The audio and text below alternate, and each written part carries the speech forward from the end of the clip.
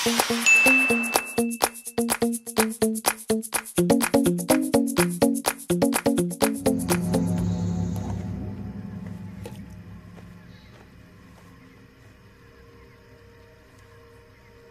saktong 12:00, kukuha ka ng bagay na kahit anong may liwanag.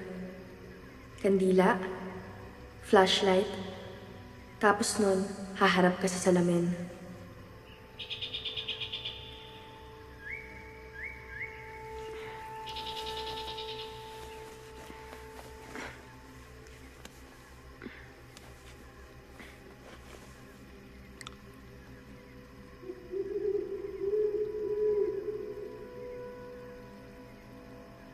Tapos pipikit ka.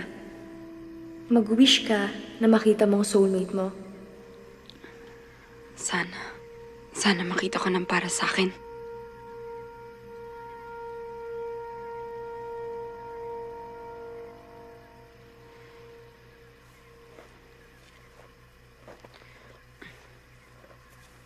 Magiging mag-isa na lang yata ako.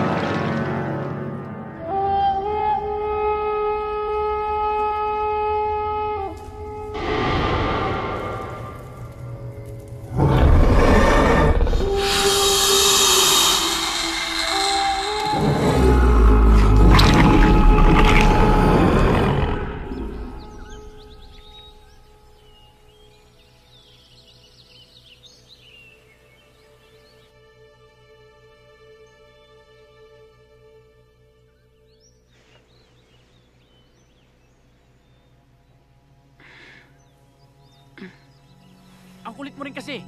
Sinabi ko hindi nagpapapunta ng bisita dito, di ba? Paano kapag may nangyari sa kaibigan mo? Paano ko hindi na siya nakita? Ako na naman ang masisisi. Eh, wala naman ngang nangyari. Bakit ba napaka-defensive mo, ha? Palibasa kasi. Palibasa kasi ano, ha? Oh my God, Andrea, okay ka lang ba? Andrea?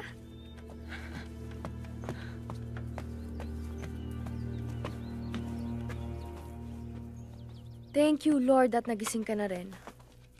Ano ba nangyari? Wala, nalasing ka, tapos nag-pass out. We were so worried nung nagising kami nang wala ka na. Eh, buti na lang nakita ka ni Ray.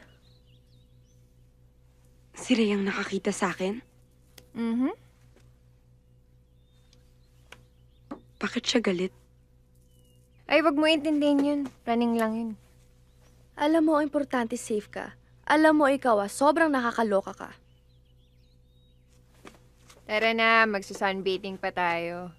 Kulang pa tong tan ko eh. Tsaka hugasan mo nga yung paa mo.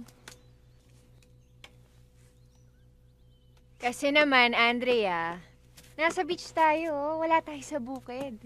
Hindi ko alam kung saan ka nagtatampisaw eh. O tara na, bilisan nyo.